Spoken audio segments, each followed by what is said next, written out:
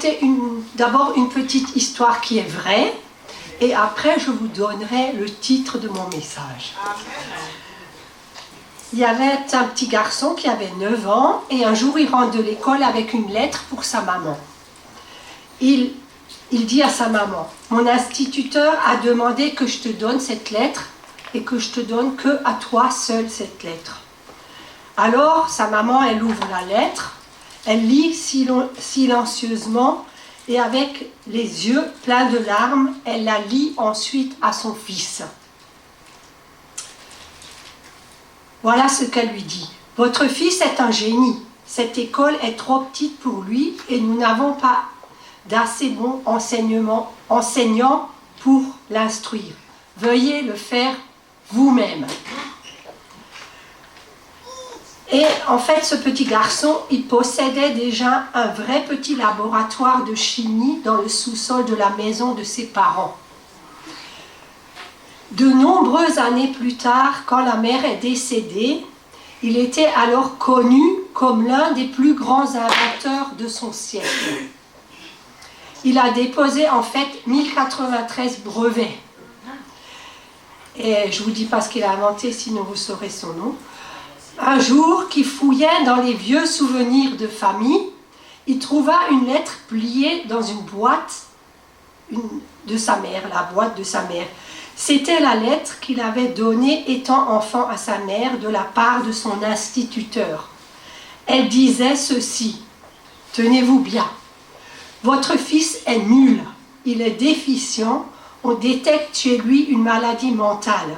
Nous n'autorisons plus votre fils à revenir à l'école. Alors, je vais quand même vous poser la question, qui était cet enfant? Lavoisier? Non. Einstein? Non, pas Einstein, presque. Freud? Non, quelqu'un qui a inventé l'ampoule. Edison. Voilà. C'est lui qui a inventé l'ampoule électrique, le télégraphe, le phonographe, la centrale électrique, la caméra, etc., etc., etc. Donc, quand Thomas Edison a lu cette lettre que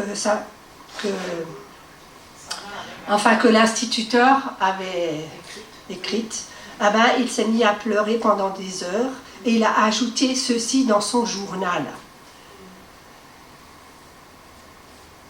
Et que Thomas Edison était un enfant nul et déficient qui, grâce à une mère héroïque, est devenu le génie du siècle. Alors, en fait, je voulais vous parler du pouvoir des mots. La mère de Thomas Edison rejette l'étiquette de nul qu'on lui a collée et elle met une étiquette de génie sur son fils. Et que sa mère, par une seule phrase, elle a pu changer la destinée entière de son fils. Et je voulais vous parler vraiment des paroles qui ont un effet sur nous et les paroles aussi qu'on prononce sur nous-mêmes, ainsi que les paroles que les autres prononcent sur nous. Et donc, comme Madame Edison a prononcé sur son fils, prononçant des paroles positives. Pour nous qui sommes nés de nouveau, il faut aussi prononcer les paroles que Dieu lui-même a prononcées sur nous. La Bible, elle ne dit pas que tu es nul. La Bible, elle dit que tu as les capacités de Dieu en toi, que tu as sa nature divine en toi. Donc la parole de Dieu, elle dit que tout est inspiré de Dieu. Bien que les mots de la Bible puissent ressembler à tous les autres, ce livre, il y a une différence dans ce livre. Et j'aime bien dire que son auteur est toujours vivant.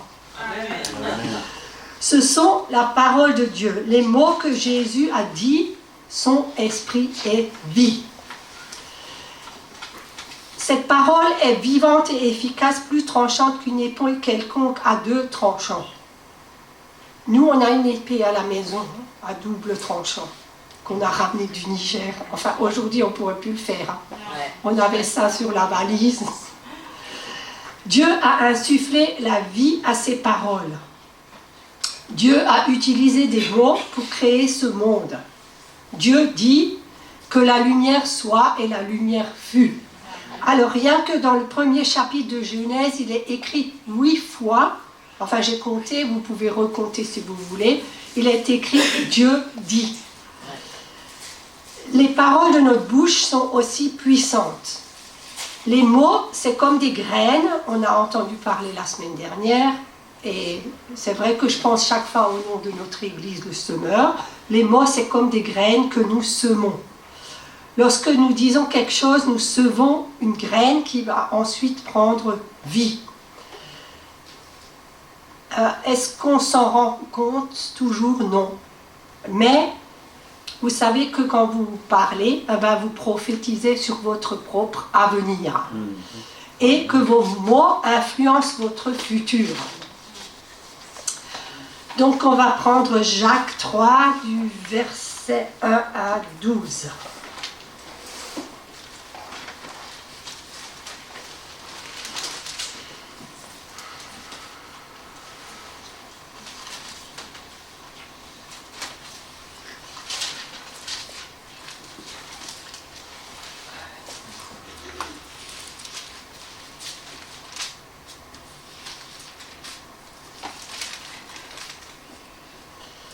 Mes frères, qu'il y ait pas parmi vous un grand nombre de personnes qui se mettent à enseigner, car vous savez que nous serons jugés plus sévèrement. Nous bronchons tous de plusieurs manières. Si quelqu'un ne bronche point en parole, c'est un homme parfait, capable de tenir tout son corps en bride. Si nous mettons le mors dans la bouche des chevaux pour qu'ils nous obéissent, nous dirigeons aussi leur corps tout entier. Voici même les navires qui sont si grands et que poussent des vents impétueux sont dirigés par un très petit gouvernail au gré du pilote. De même, la langue est un petit membre et elle se vante de grandes choses. Voici comme un petit feu peut embraser une grande forêt, la langue aussi est un feu. C'est le monde de l'iniquité. La langue est placée parmi nos membres, souillant tout le corps et enflammant le cours de la vie, étant elle-même enflammée par la géhenne. Toutes les espèces de bêtes et d'oiseaux, de reptiles et d'animaux marins sont domptées et ont été domptées par la nature humaine. Mais la langue, aucun homme ne peut la dompter. C'est un mal qu'on ne peut réprimer. Elle est pleine d'un venin mortel. Par elle, nous bénissons le Seigneur, notre Père, et par elle, nous maudissons les hommes faits à l'image de Dieu. De la même bouche sortent la bénédiction et la malédiction. Il ne faut pas, mes frères, qu'il en soit ainsi. La source fait-elle jaillir par la même ouverture l'eau douce ou l'eau amère, Un figuier, mes frères, peut-il produire des olives ou une vigne des figues? De l'eau salée ne peut pas non plus produire de l'eau douce. Donc de la même bouche sortent la bénédiction et la malédiction. Soit vos paroles vous béniront, soit elles vous maudiront. Nous devrions utiliser notre bouche pour bénir toute notre vie. Et voilà, donc je vais vous donner un petit exemple que j'ai vécu cette semaine. Donc vous savez tous, me voici à l'aube de la retraite. Et cette semaine, quelqu'un m'a dit, une personne, mais tu sais, tu vas quand même vers le bas. J'ai dit, moi, je n'ai pas peur d'aller vers le bas. J'ai dit, de toute manière, on vieillit tous. Et moi, je vais vers le haut. Mais c'est vrai, c'est ce que j'aurais dû répondre. Avant, j'ai réfléchi, j'ai dit, j'aurais dû lui répondre. Moi, je vais vers le haut. Et c'est vrai que, juste vous donner un exemple, suite à ça, j'ai fait mon culte et puis le Seigneur m'a parlé. Et donc, j'ai confessé des versets sur ma propre vie. Donc, Psaume 37, verset 25. J'ai été jeune, j'ai vieilli, je n'ai point vu le juste abandonné, ni sa postérité mendiant son pain. Donc, Vous savez, Dieu, il est au-dessus de tout système économique. Il bénit selon l'abondance de sa grâce et non selon la précarité économique. Et moi, je veux confesser, même si je n'ai pas une grande retraite, que Dieu sera toujours celui qui pourvoira à tous mes besoins.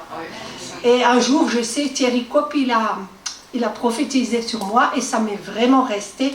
Il m'a dit, la farine ne manquera jamais dans ton pot. Voilà. Et je veux proclamer ça. L'or et l'argent appartiennent à qui? À Dieu. Et Dieu est ma source. Donc j'ai placé ma foi en lui, je lui fais confiance et il pourvoira à tous mes besoins. Un autre verset, et ce verset me fait penser, aujourd'hui on a des compliments pour notre mamie, à mamie Joséphine. Il me fortifie dans mon être intérieur. Et c'est vrai que mamie, tu es un exemple pour nous, parce que tu as toujours la joie du Seigneur. Et c'est vraiment de tout cœur que je te dis ça.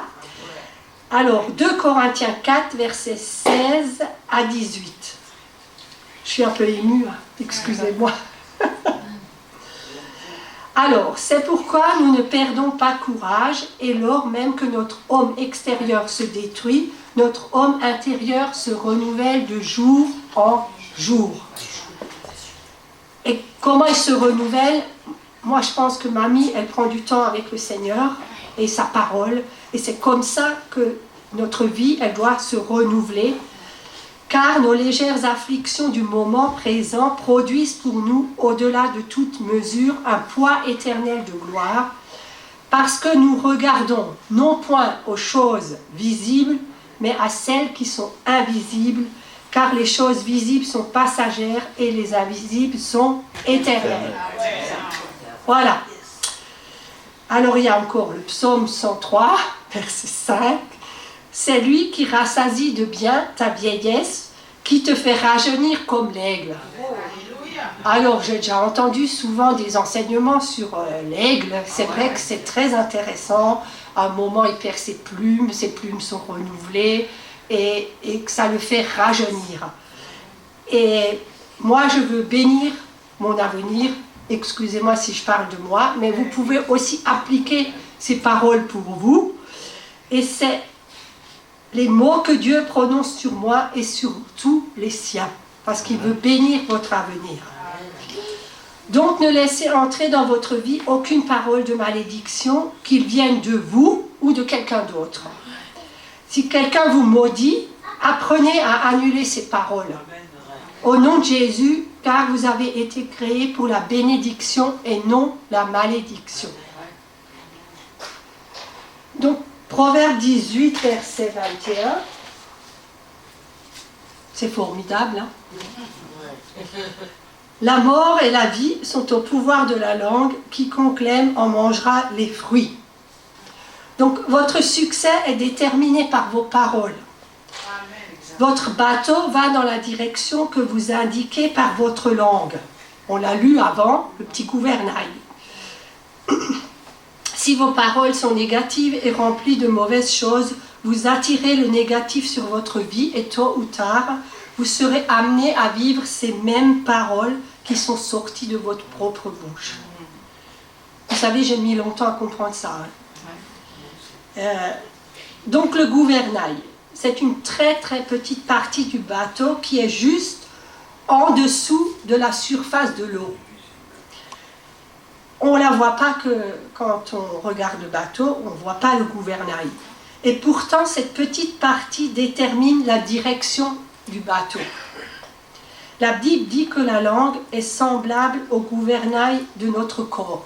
C'est vrai, quand je vous regarde, on ne voit pas forcément votre langue. L'utilisation de la langue détermine le cours de la vie d'une personne, elle détermine sa destinée. Donc j'ai une bonne nouvelle pour vous, si vous maîtrisez votre langue en vous nourrissant de la parole de Dieu et en la proclamant, vous pouvez bénir et changer le cours de votre existence. Proverbe 13, verset 3. Celui qui veille sur sa bouche garde son âme. Celui qui ouvre de grandes lèvres court à sa perte. Donc on doit vraiment comprendre que les mots ont une puissance. Donc proclamez à quoi vous vous attendez et non à ce que vous vivez. Je répète, proclamez à quoi vous vous attendez et non à ce que vous vivez. Par exemple, si vous êtes malade, dites « Je suis en voie de guérison » parce que par les meurtrissures de Jésus, je suis guéri. Parlez des bénédictions qui sont en route vers vous. Et non, et mon Dieu pourvoira tous mes besoins selon sa richesse avec gloire en Jésus-Christ. Par exemple, si vous avez un produit, un besoin de quelque chose. La parole de Dieu nous dit aussi qu'il faut appeler les choses qui ne sont pas comme si elles étaient. Donc ça c'est Romains 4, verset 17. Selon qu'il est écrit, je t'ai établi père d'un grand nombre de nations. Il est notre Père devant celui auquel il a cru. Dieu qui donne la vie aux morts et qui appelle les choses qui ne sont point comme si elles étaient. Donc Dieu, là, il est parlé d'Abraham. Hein. La foi appelle les choses qui ne sont point comme si elles étaient. C'est la foi qui appelle les choses qui ne sont pas. Beaucoup de braves gens, sincères et honnêtes, pensent qu'ils mentiraient en faisant ceci, donc ils ne le font pas. Voilà. Il y a aussi marqué « Demandez et vous recevrez ». Mais j'aimerais que vous considérez un petit instant que la Bible nous dit que Dieu ne peut pas mentir. Donc si Dieu il vous dit d'appeler des choses qui ne sont pas comme si elles étaient, appelez-les. Nombre 23, verset 19. J'ai beaucoup de versets aujourd'hui. Dieu n'est point un homme pour mentir, ni fils d'un homme pour se repentir. Ce qu'il a dit, ne le fera-t-il pas? Ce qu'il a déclaré, ne l'exécutera-t-il pas?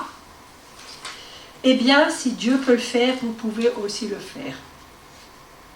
Les enfants de Dieu devraient agir comme Dieu.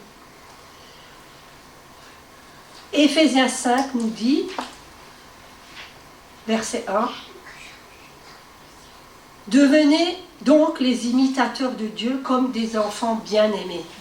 Et Dieu appelle les choses qui ne sont pas comme si elles étaient. » Donc vous êtes tous ici des enfants de foi, d'un Dieu de foi. Et vous savez, sa parole, elle subsiste éternellement, comme le dit le verset d'Ésaïe 40, verset 8. L'herbe sèche, la fleur tombe, mais la parole de notre Dieu subsiste éternellement. Et la foi, elle vient de quoi? Elle vient quand vous entendez Dieu vous parler. Et la foi, qu'est-ce qu'elle fait? Elle vous remplit de courage. Vous ne pouvez pas... Je ne sais pas, combien de fois le Seigneur m'a déjà relevé et qui m'a rempli de courage. Peut-être que ce n'est pas quelque chose qu'on ressent intérieurement, mais des fois vous faites des prières et vous confiez au Seigneur et vous voyez que, par exemple, si vous n'avez pas assez de force pour aller au travail ou comme ça, et vous priez l'Éternel est ma force, Seigneur, remplis-moi de force. Et c'est vrai que combien de fois, je veux dire lundi matin, mais c'est peut-être pas pour tout le monde lundi matin, le Seigneur m'a rempli de force et de courage, et je l'ai remarqué qu'à la fin de la journée, qu'en fait cette journée s'est passée mieux que ce que je pensais. Donc cessez aussi de vous plaindre et arrêtez d'être négatif. Demandez au Saint-Esprit de renouveler votre intelligence afin que des paroles de vie sortent de votre bouche. Donc j'ai lu un livre sur le cerveau, un livre bien sûr chrétien, écrit par une neurologue, mais elle a encore d'autres. C'est un peu compliqué pour moi, je vous dirais. Il y a des schémas, du cortex, voilà, mais bon, ça m'a quand même... Je prends ce qui est bon et ce que je peux appliquer dans ma vie. Donc, plusieurs chercheurs en neurosciences ont découvert dans le cerveau que le centre de la parole affectait toutes les parties de notre corps. Des recherches montrent que quand vous prononcez des paroles négatives ou nourrissez des pensées négatives, le cerveau sécrète une substance, c'est en fait une hormone, qui se répand dans l'organisme. Elle détruit les tissus musculaires ou les cellules de l'organisme. A l'inverse, si vous avez des pensées et des propos positifs, le cerveau envoie des hormones qui contribuent à régénérer l'organisme. Donc, quand vous prononcez des discours droits, des paroles positives, des déclarations de foi, la guérison se répand dans votre corps. Donc, Proverbe 4, verset 22. Donc, c'est ce verset qui atteste ce que je viens de vous dire. Car c'est la vie pour ceux qui les trouvent. Il parle de la parole de Dieu. Hein. Ceux qui trouvent donc les paroles de Dieu, c'est la vie pour ceux qui les trouvent, c'est la santé pour tout le corps. Méditer ce que Dieu dit et confesser sa parole permet à la guérison de circuler dans votre corps. Amen. C'est prouvé par les scientifiques. Voilà. Proverbe 17, 22 dit aussi ceci. Un cœur joyeux est un bon remède. Un esprit fixé sur la parole de Dieu accélère la régénération de l'organisme en y propageant partout la santé. Alors, ces hormones, elles s'appellent anaboliques, c'est ceux qui apportent la guérison. Elles sont sécrétées à 2 autres occasions, quand on rit et quand on chante. Voilà. C'est pourquoi il est si important de chanter des louanges à Dieu, parce que ça vous vivifie. Donc, êtes-vous déjà allé à l'église alors que vous ne vous sentiez pas au mieux de votre forme? Dès que vous commencez à chanter des louanges à Dieu, vous vous sentez rapidement mieux. C'est parce que vous vous centrez sur Dieu que vous allez rapidement mieux. Parce que sa parole, elle pénètre et elle vous guérit. Et votre état d'esprit change parce que quelque chose est libéré en vous. Dieu vous a créé ainsi. Chanter, cela vous donne de l'énergie et répand un pouvoir de guérison en vous. Bien sûr, il ne faut pas chanter des trucs, il faut chanter ce qu'il faut. Il ne faut pas chanter des choses qui n'honorent pas Dieu, du genre, ça me fait rigoler, je suis malade complètement. Alors, n'oubliez pas que Dieu siège au milieu des louanges de son peuple. Donc, ce matin, Dieu siège parmi nous, parce que nous avons loué le Seigneur. Et il y a aussi un verset qui m'a interpellée et qui m'a aussi impacté pour que je vous apporte ce message, parce que je vous ai déjà parlé des mêmes choses. Ésaïe 50, le verset 4. Le Seigneur l'Éternel m'a donné le langage des disciples. Alors il y a une autre version qui dit une langue exercée. Pour que je sache soutenir par la parole celui qui est abattu, il réveille, oui, matin après matin, il réveille mon oreille pour que je l'écoute comme le font des disciples. Amen. Et en fait, ma version c'est plutôt une langue exercée. Là c'est aussi une langue exercée, mais c'était le mot disciple qui m'avait vraiment impacté. Donc, je voudrais insister sur ce mot. Suivre Jésus, c'est être son disciple.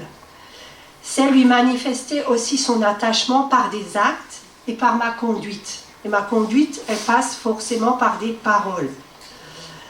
Elles sont révélatrices de mon état intérieur et montrent qui je suis vraiment. Donc mes paroles, elles peuvent encourager, elles peuvent également blesser ou même détruire quelqu'un. Donc, maîtriser son langage fait partie de l'apprentissage du disciple. Parce que on apprend toute notre vie à être un disciple. Donc, parler le langage des disciples. Ésaïe 50, verset 4a, c'est la deuxième partie. Le Seigneur m'a donné le langage des disciples pour que je sache soutenir par la parole celui qui est abattu. Donc, vous savez que le disciple il possède sa propre langue. Le prophète Ésaïe dit que Dieu lui a donné le langage de disciple. Et ce langage consistait à relever celui qui était abattu. C'est un langage de foi. C'est un langage de la possibilité et de l'édification. Je crois que aussi, peut-être que si j'avais su ce que je vous apporte aujourd'hui, j'aurais plus encouragé ma fille dans les choses. J'aurais dit peut-être non, tu es plus peut-être capable, voilà, je t'encourage à continuer. Je pense que je l'aurais plus encouragée si j'avais déjà eu connaissance de ce message que je vous apporte aujourd'hui. Donc, tous ceux qui sont parents, encouragez vos enfants et faites comme Madame Edison. Encouragez-les tout ce que vous pouvez et aimez-les bien sûr, parce que l'encouragement passe par l'amour. Vos paroles sont des semences que vous plantez dans le cœur des gens et qui leur permettront plus tard d'obtenir, qui vous permettront plus tard d'obtenir une récolte. N'oubliez pas ce que vous semez, vous le moissonnez. Avant qu'une chose quelconque ne vienne à l'existence dans le monde tangible, elle doit d'abord naître dans le cœur de la personne. Donc on a tous cette capacité à bâtir des réalités dans le cœur des gens et les conduire à un nouveau niveau. Ça devrait être le plus grand but de notre vie, c'est d'emmener les gens plus haut. Et plus haut, ça veut dire vers le Seigneur, les conduire au Seigneur, et de les emmener toujours pour qu'ils aillent de progrès en progrès. Et vraiment, Saint-Esprit vient à notre aide, à chacun de nous. Parce que certains, ils vont me dire, mais moi, j'ai tellement de problèmes, comment je peux encourager quelqu'un? Peut-être, mais si vous êtes un disciple de Jésus-Christ, c'est votre nationalité, vous êtes un disciple. C'est votre citoyenneté. Vous êtes citoyen du royaume des cieux. Donc, vous avez cette possibilité d'encourager et de relever. Et aussi longtemps que vous serez un disciple, vous aurez le langage du disciple. Alors, nous ne devrions pas parler en fonction de ce que nous sommes, mais de ce que la Bible dit. Alors, je m'explique. Nous pouvons enseigner la guérison, le mariage, la provision matérielle, même si nous sommes malades, même si nous sommes pauvres ou si nous sommes célibataires. Gloire à Dieu, les choses sont appelées à changer. Amen. Pour ceux qui sont célibataires, appelés à l'existant. Les choses qui ne sont pas comme si elles étaient. Mais quelqu'un qui marche avec le Seigneur, je vous propose quand même, et je vous conseille fortement. Ensuite, voyez cette autre chose que dit Ésaïe. Chaque matin, il réveille mon oreille pour que j'écoute comme le font les disciples. Donc c'est Ésaïe 50, 4b. Alors, ce matin, le Seigneur, il a réveillé mon oreille et m'a dit, persévère, persévère. Voilà. Donc, chaque matin, Dieu peut vous dire quelque chose. Voilà. Donc, tendons l'oreille pour écouter Dieu, parce que Ésaïe tendait l'oreille aussi pour écouter Dieu, lui dire ce qu'il devait dire aux Juifs.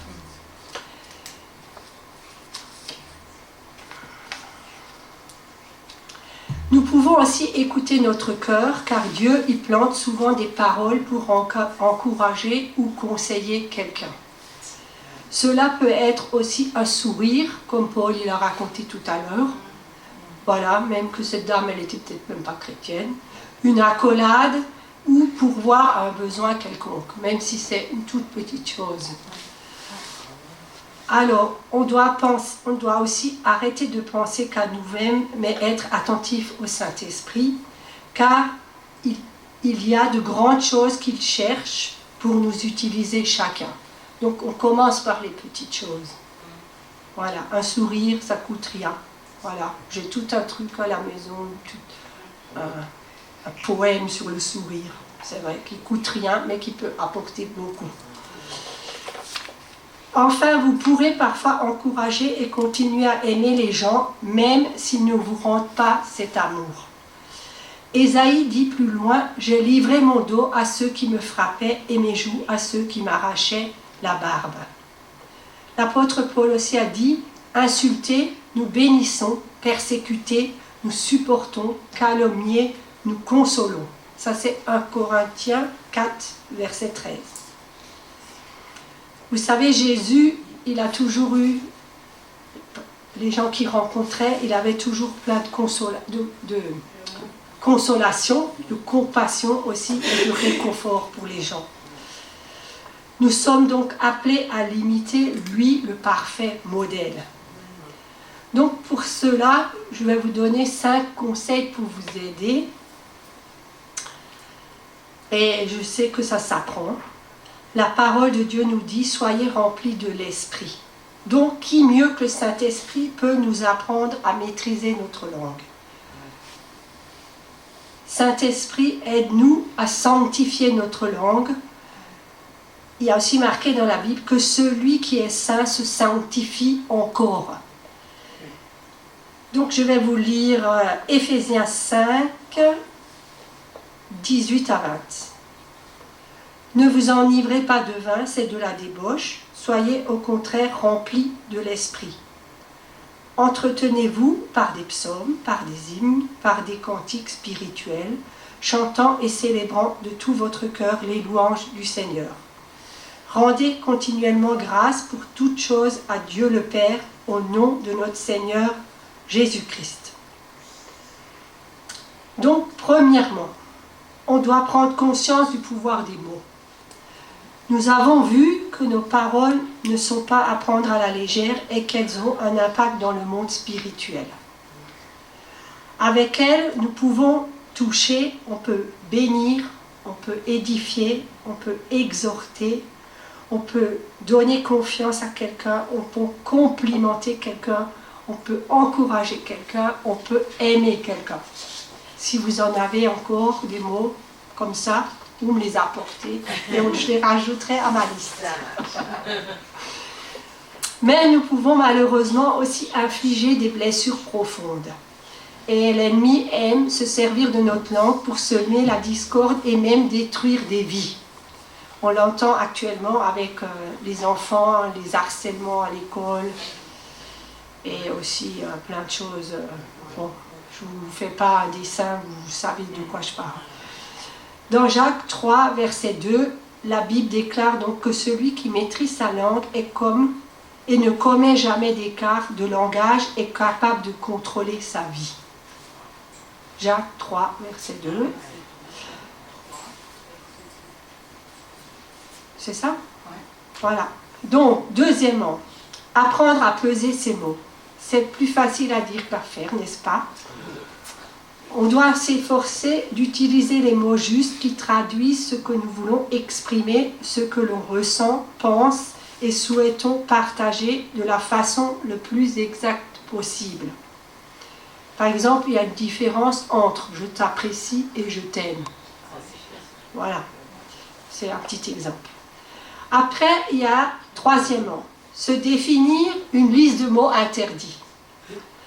Lorsqu'on reçoit le Seigneur dans notre vie, nous sommes revêtus d'une nouvelle nature.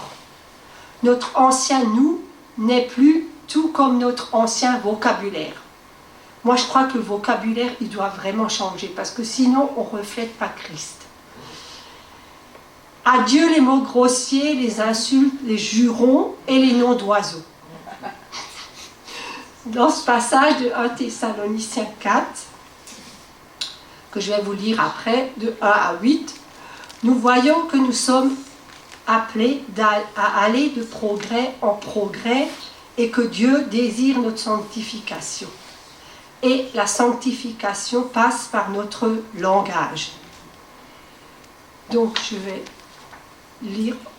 Au reste, frères, puisque vous avez appris de nous comment vous devez vous conduire et plaire à Dieu, et que c'est là ce que vous faites, nous vous prions et nous vous conjurons au nom du Seigneur Jésus de marcher à cet égard de progrès en progrès. Vous savez en effet quels préceptes nous vous avons donnés de la part du Seigneur Jésus.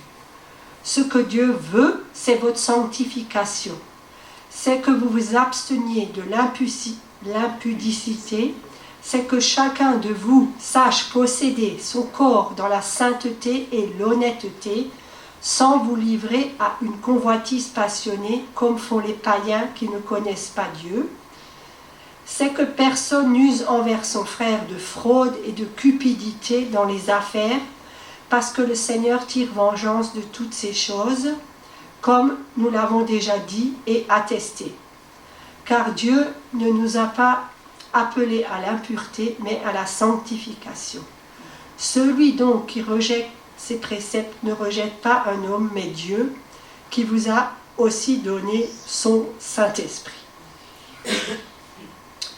Donc notre façon de parler doit faire une différence et doit nous distinguer des gens du monde. Comment y arriver? Donc en définissant une liste des mots interdits. Et si ça vous arrive, excusez-vous et reprenez-vous. Donc les gros mots, ce matin j'ai entendu un gros mot, et on peut remplacer ce mot par mercredi.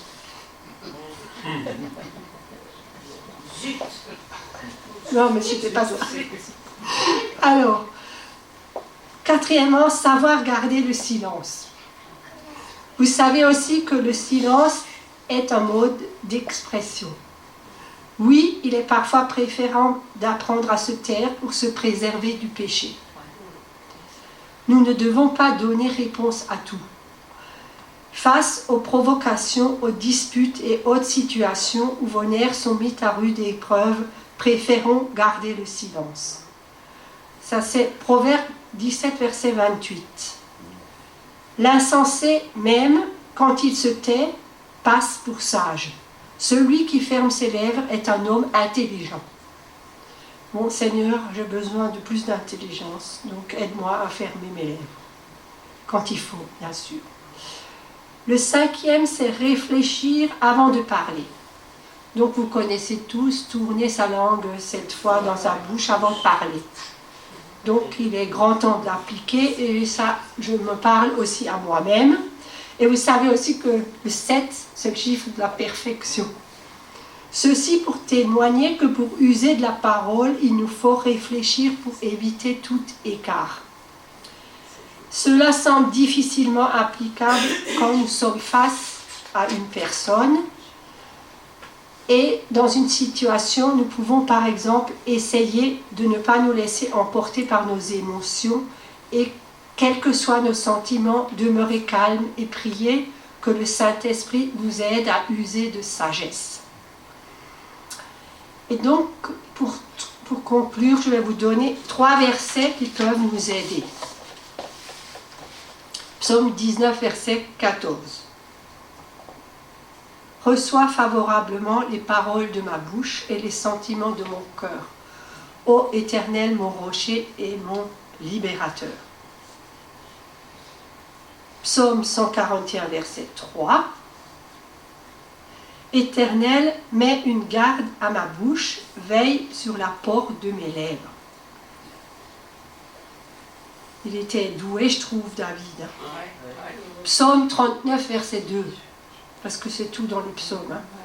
Au chef des chantres, à Jéduthun, psaume de David, je disais, je veillerai sur mes voies, de peur de pécher par ma langue, je mettrai un frein à ma bouche, tant que le méchant sera devant moi. C'est quoi, psaume quoi? Psaume 39, verset 2. Verset 2, c'est bon.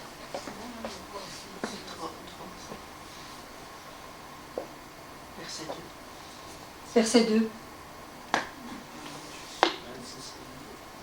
Ah oui, c'est marrant que ça marque 3. Essaye 1, ouais. Voilà, c'est ça. Une, un, deux, il est là. 1, 2. Voilà. Donc je vais finir par la prière. Seigneur, je te remercie pour cet enseignement, pour ta parole, parce qu'elle est esprit et vie. Seigneur, nous avons besoin de ton Saint-Esprit comme aide pour que nous puissions apprendre à surveiller notre langage. Merci Seigneur que notre intelligence soit renouvelée jour après jour par ta parole. Merci Seigneur parce que tu nous aides à nous exprimer de la meilleure façon possible qu'il soit, afin que notre langage témoigne de ton amour Seigneur. Merci parce que tu nous aides aussi dans ta parole. C'est comme le code de la route Seigneur, tu nous aides et pour chaque domaine de notre vie, Seigneur, tu as une solution et tu nous parles aujourd'hui, Seigneur, vraiment que ces mots et que vraiment cette parole soit vraiment dans notre cœur, Seigneur, et que nous puissions la mettre en pratique. Au nom de Jésus, Amen. Amen. Amen.